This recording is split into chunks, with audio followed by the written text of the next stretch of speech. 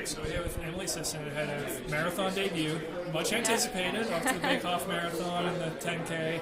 How are you feeling going into the race? Yeah, no, I'm pretty excited about it. I think it's starting to hit me now that we're at the Mead Hotel, that it's like happening, but it actually hasn't hit me this whole build-up really. I haven't felt like, oh, I'm actually about to do a marathon until like probably now. I'm like, oh, it's real. But I'm mostly excited, a little like also a little nervous, but more like curious about how it's gonna go.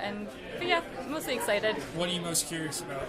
Well, it just feels like a different sport to me almost. So like the training and everything has been so different, and I don't know, I guess with the 5K or 10K you kind of know like your fitness level and like how it's gonna go. Like obviously you don't know the specifics of every race, but like you're familiar enough with the event, whereas this is just so new to me that yeah, I'm just curious how I'm going to handle it, and and what it's going to be like, I guess. What's been the biggest differences for you in training? The biggest difference, I guess, is I'm doing less on the track and more like tempo-based work, I guess, which I really do like. I prefer that, and we learned that actually works well for a 10K too. So that's good to know. But I think probably the biggest and like the most challenging aspect of this is that we're training for 3 months for one race, and on the track you don't think like when I'm doing a 10K, oh, the last 3 months have all been built up for this race. There's so many track races. I feel like in college we race every other week, and even professionally we have so many track races, whereas this, it's like your one shot. So that's probably the hardest part, I'd say. Yeah. Anything surprise you about marathon training?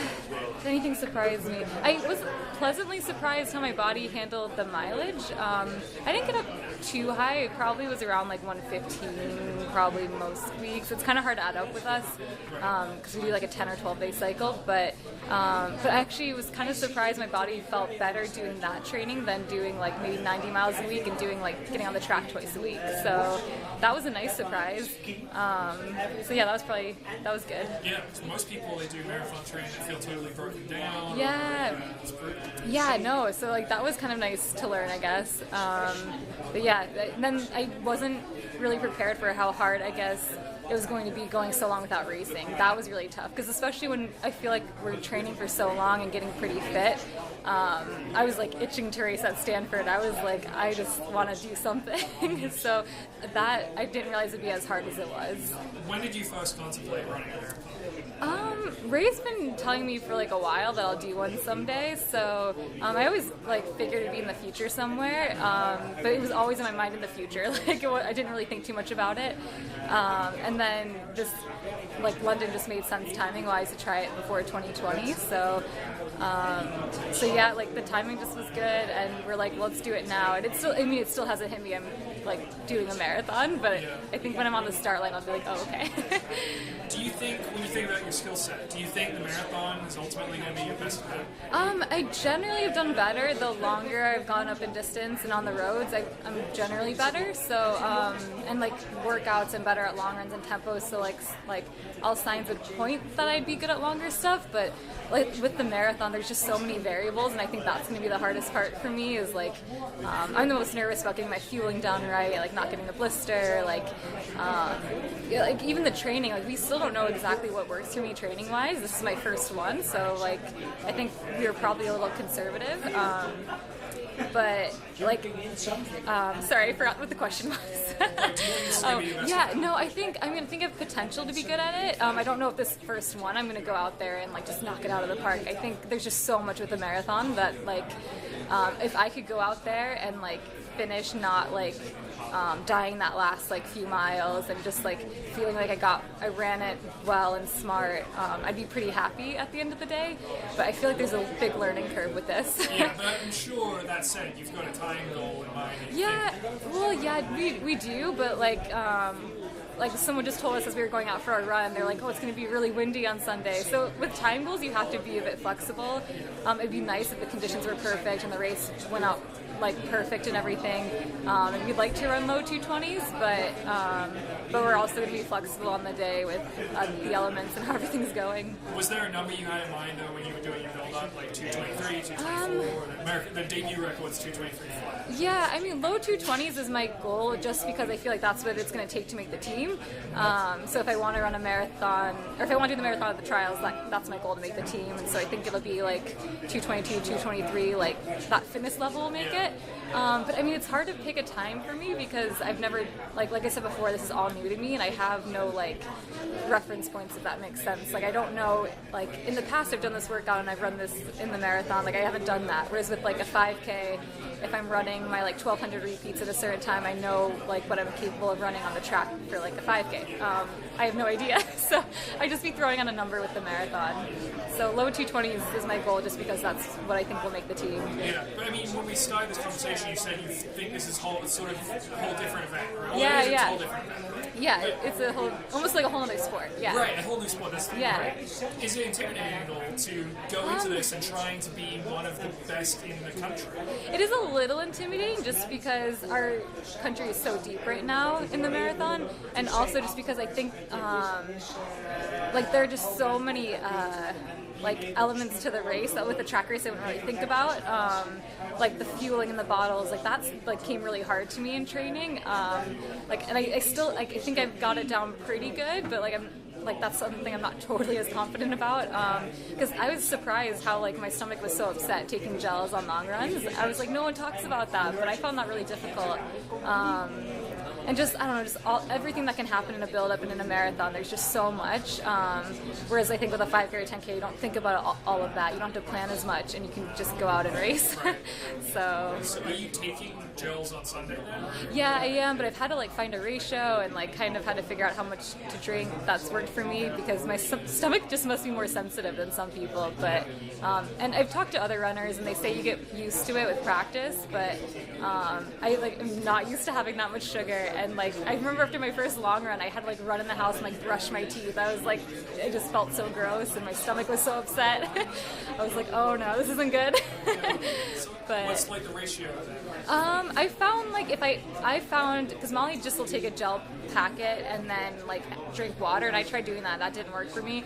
So I've mixed like 3/4 of packet is probably like as good as I can get with like a certain, I forget how many ounces of water, and like I'll just have to drink it really slowly. I've learned instead of drinking it really fast. I've just had to play around with a lot of different things. So like which products work better for me and all that. So.